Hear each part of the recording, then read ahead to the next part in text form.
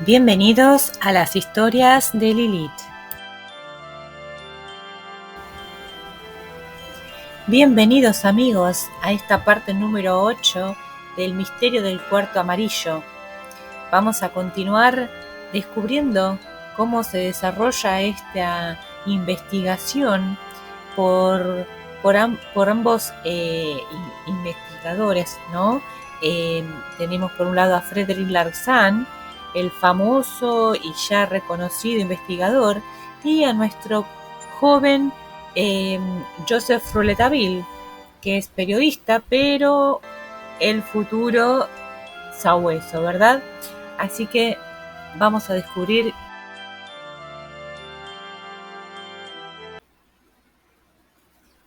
La posada de Don John era de modesta apariencia, pero a mí me agradan esas viejas construcciones de tirantes ennegrecidos por el tiempo y el humo del hogar, esos albergues de la época de las diligencias, casas ruinosas que pronto no han de ser más que un recuerdo.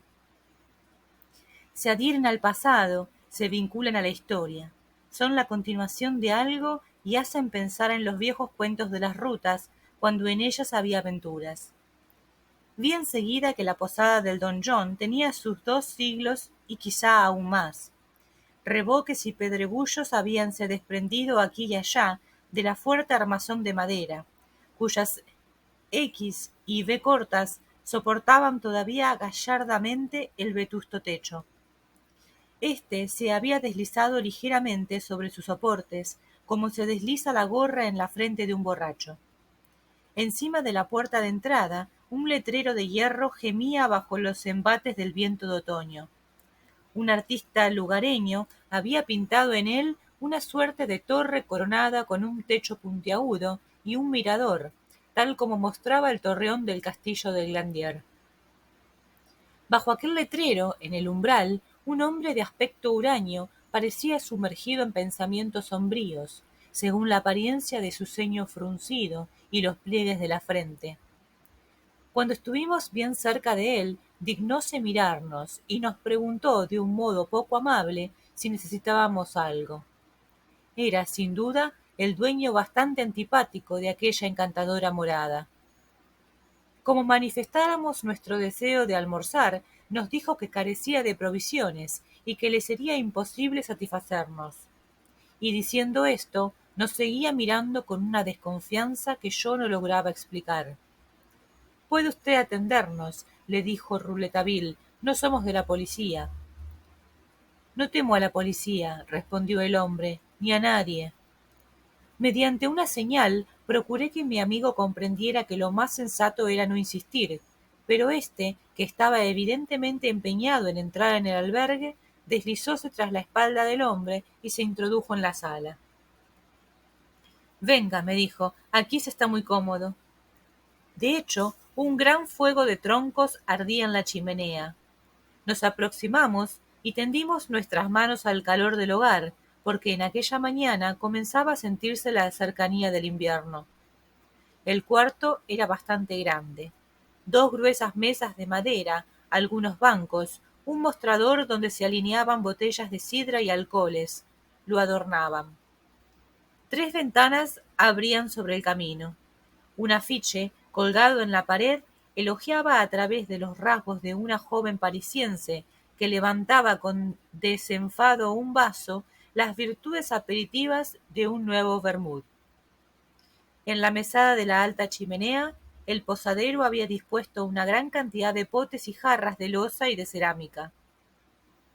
«Lindísima chimenea para hacer un pollo», dijo Rouletabille. «No tenemos pollo», replicó el posadero, «ni siquiera un conejo flaco». «Ya sé», replicó mi amigo con una voz socarrona que me sorprendió, «ya sé que ahora habrá que comer carne roja». Confieso que no entendí nada de la frase de Rouletabille. ¿Por qué le decía a aquel hombre ahora habrá que comer carne roja? ¿Y por qué el dueño del albergue, tan pronto oyó aquella frase, dejó escapar un juramento que cayó enseguida y púsose a nuestra disposición, dócilmente, como cuando Monsieur Darzac hubo oído estas frases fatídicas: «El presbiterio no ha perdido nada de su encanto, ni el jardín su esplendor»? Era un don. Mi amigo tenía la facultad de hacerse comprender de la gente usando frases completamente incomprensibles. Le hice la observación y sonrióse. Hubiera preferido que se dignara darme alguna explicación, pero se había puesto un dedo en los labios, lo que significaba que no solo él callaba, sino que me recomendaba silencio.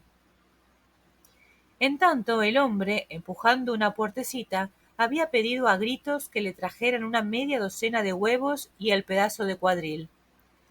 Muy pronto se cumplió el pedido por medio de una mujer joven de muy buena presencia, de admirables cabellos rubios y cuyos bellísimos grandes ojos nos miraron con curiosidad. El posadero le dijo con voz áspera: «Vete, y si viene el hombre verde, que no te vea andando por ahí». La joven desapareció. Rouletabille apoderóse de los huevos que estaban en un tazón y de la carne que le sirvieron en una fuente. Puso todo cuidadosamente a su lado, junto a la chimenea. Descolgó un sartén y un asador colgados en el fogón y comenzó a batir los huevos para la tortilla mientras preparaba el bistec. Le pidió al hombre 2 buenas botellas de sidra y pareció ocuparse tan poco del posadero como éste de él. El hombre no le quitaba la vista de encima, mirándome a veces con cierta ansiedad que en vano procuraba disimular. Nos dejó preparar nuestro almuerzo y tendió nuestra mesa cerca de una ventana. De pronto lo oí murmurar: «Ah, ahí viene». Y alterando el rostro que se transformó por la expresión de un odio atroz, se arrimó a la ventana mirando la ruta. No tuve necesidad de advertir a Rouletabille. El muchacho había puesto a un lado a la tortilla, acercándose al posadero, junto a la ventana. Yo también me acerqué. Un hombre todo vestido de pana verde, con la cabeza cubierta con una gorra del mismo color, avanzaba tranquilamente por la ruta fumando su pipa. Llevaba un fusil en bandolera y mostraba en sus movimientos una desenvoltura casi aristocrática. Aquel hombre tendría unos 45 años. Los cabellos y el bigote eran canosos. Era notablemente buen mozo. Usaba lentes. Cuando pasó cerca de la posada, pareció vacilar, como preguntándose si entraría. Nos echó una mirada de soslayo, dio unas bocanadas a su pipa y con el mismo paso tranquilo prosiguió su camino. Rouletabille y yo miramos al posadero. Sus ojos fulgurantes, sus puños crispados, la boca temblorosa, nos informaban acerca de los sentimientos tumultuosos que lo agitaban. «Ha hecho bien en no entrar hoy», murmuró.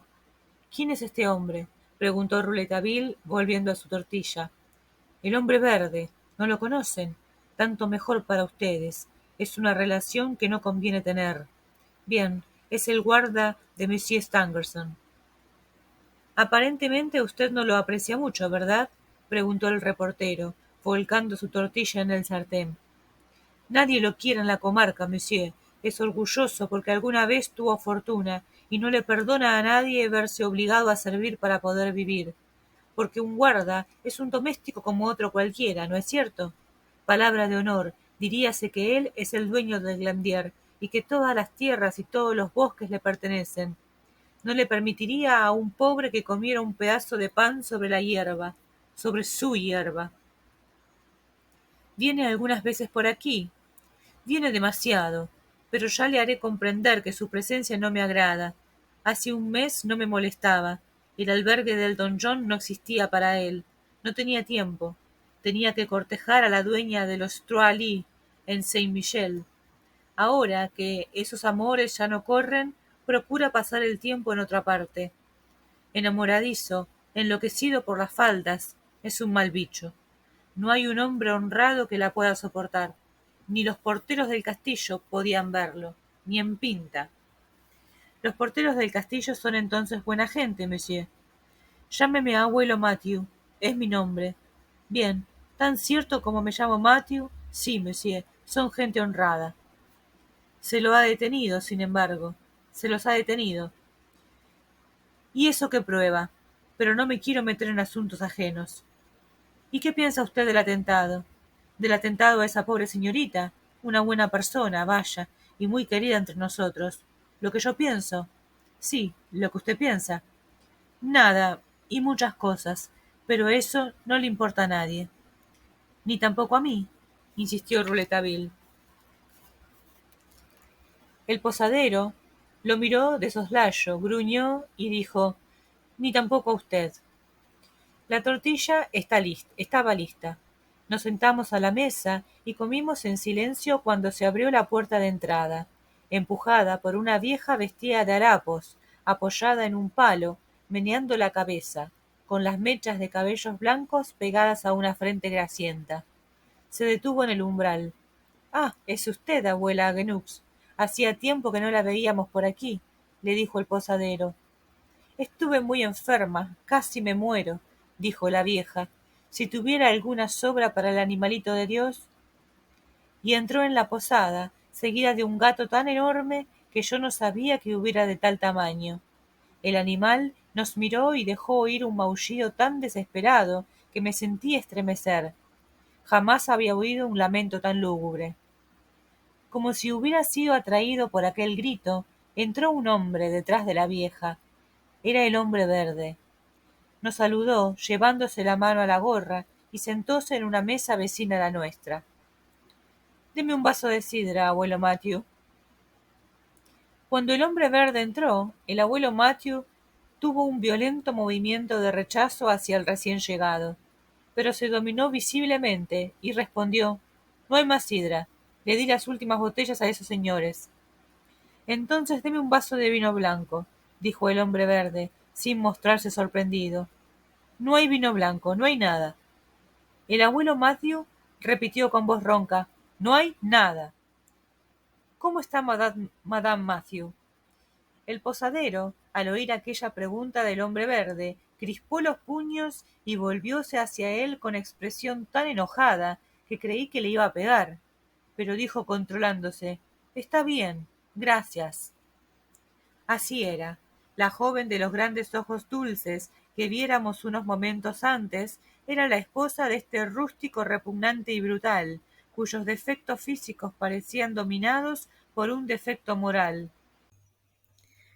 Dando un portazo, el posadero salió del cuarto. La abuela Aguenux seguía siempre allí, de pie, en la puerta y apoyada en su palo, y con el gato junto al borde de sus faldas. El hombre verde le preguntó: «¿Estuvo enferma, abuela, que hace 8 días que no se la ve?» «Sí, monsieur. Solo me levanté 3 veces para ir a orar ante Saint Genevieve, nuestra buena patrona, y el resto del tiempo la pasé echada en mi camastro. Solo tuve al animalito de Dios para que me cuidara. No se apartó de su lado, ni de día ni de noche. Está segura, como de que hay un paraíso. Entonces, ¿cómo es, abuela, que la noche del crimen se oyó el grito del animalito de Dios hasta el amanecer?» La abuela Aguenux fue a plantarse ante el guarda y golpeando el piso con su palo: «Yo no sé nada. ¿Pero qué quiere que le diga? No hay 2 animales en el mundo que griten así. Y bien, yo también oí el grito del animalito de Dios, afuera, la noche del crimen, y sin embargo estaba sobre mis rodillas, monsieur, y no maulló una sola vez, se lo juro. Me persigné cuando oí aquel grito, como si hubiera oído al diablo». Miré al guarda mientras formulaba aquella última pregunta, y no creo equivocarme en decir que en sus labios había una mala sonrisa burlona. En aquel momento el ruido de una aguda disputa llegó hasta nosotros. Nos pareció incluso percibir golpes sordos, como si estuvieran peleando, o como si se castigara a alguien. El hombre verde levantóse y corrió resueltamente a la puerta situada junto al hogar, pero ésta se abrió y el posadero apareció y dijo al guarda: «No se asuste, monsieur, es mi mujer que está con dolor de muelas». Y mostró un gesto sardónico. «Tome, abuela Agnew, aquí tiene pajarilla para su gato». Y extendió un paquete a la vieja. Esta se apoyó ávidamente en él y salió, siempre seguida del animal. El hombre verde preguntó: «¿Entonces no quiere servirme nada?» El abuelo Matthew no disimuló la expresión de odio. «No hay nada para usted, nada. Márchese». El hombre verde llenó su pipa, calmosamente, saludó y salió. No estaba todavía en el umbral cuando el abuelo Matthew empujó la puerta, dándole un portazo en la espalda, y volviéndose hacia nosotros, con los ojos inyectados de sangre, la boca espumante, nos dijo, tendiendo el puño hacia la puerta que acababa de cerrar tras el hombre que odiaba: «Yo no sé quién es usted que ha venido a decirme ahora habrá que comer carne roja, pero si eso le interesa, ese es el asesino». Tan pronto hubo hablado, el posadero nos dejó solos. Rouletabille volvió al fuego y expresó: «Ahora vamos a asar nuestro bistec. ¿Qué le parece la sidra? Un poco áspera, como me gusta a mí». Aquel día no volvimos a ver a Matthew y un gran silencio imperaba en el albergue cuando lo abandonamos, después de haber dejado 5 francos sobre nuestra mesa y pago de nuestro festín. Rouletabille enseguida me hizo andar una legua en torno de la propiedad del profesor Stangerson. Se detuvo 10 minutos junto a un caminito todo negro por el hollín, cerca de unas cabañas de carboneros que se hallaban en la parte del bosque de Saint-Geneviève que limita con la ruta que va de Épinay a Corbeil. Me dijo que el asesino había pasado seguramente por allí, en vista del estado del calzado ordinario, antes de penetrar en la propiedad e ir a ocultarse en el bosquecito. «¿Usted no cree entonces que el guarda esté complicado en el caso?», le interrumpí. «Ya veremos eso más tarde», me respondió. «Por ahora, lo que el posadero dijo de ese hombre no me preocupa. Habló por odio. No es por el hombre verde que fuimos a almorzar a la posada». Diciendo esto, Rouletabille deslizóse con muchas precauciones, y yo tras él, hacia la casita, que cerca de la verja de entrada servía de morada a los porteros, detenidos aquella misma mañana. Se introdujo con una suerte de acrobacia que admiré por una claraboya que había quedado abierta, saliendo 10 minutos más tarde y diciendo esta palabra que significaba en su boca tantas cosas: «Diablos». En el momento en que íbamos a volver por el camino del castillo, se produjo un agitado movimiento en la verja. Llegaba un coche y desde el castillo salían a recibirlo. Rouletabille me señaló un hombre que descendía. «Ese es el jefe de la Sûreté. Vamos a ver qué cosa oculta Frédéric Larsan y si es más listo que los demás». Detrás del coche del funcionario seguían 3 carruajes llenos de reporteros que quisieron entrar también en el parque. El jefe de la Sûreté calmó impaciencias al comprometerse a dar a la prensa esta misma noche la mayor cantidad de información que pudiera proporcionar, sin afectar el curso del sumario. Bueno, amigos, y así llegamos al fin del capítulo. Ha llegado el jefe de la Sûreté. Vamos a esperar para ver qué nuevas noticias nos trae, qué nueva información puede sacar Rouletabille de este personaje. Y bueno, ya conocimos un poco más de los personajes que rodean a esta historia, ¿verdad? Tenemos al hombre de verde, tenemos al viejo Matthew con sus celos por su mujer, y también a la señora Ganux con su animalito de Dios. Así que para saber cómo continúa, no se olviden de mañana estar ahí atentos. A mí, por mi parte, solo me queda agradecerles como siempre que hayan estado ahí, que le den un like si realmente les gustó y que obviamente me dejen sus comentarios acerca de esta historia, de qué le parecen los personajes. ¿Les gusta alguno en especial? ¿Les parece que alguno puede ser el asesino? ¿O todavía no tenemos la suficiente información? No se olviden de dejarlo en sus comentarios. Muchas gracias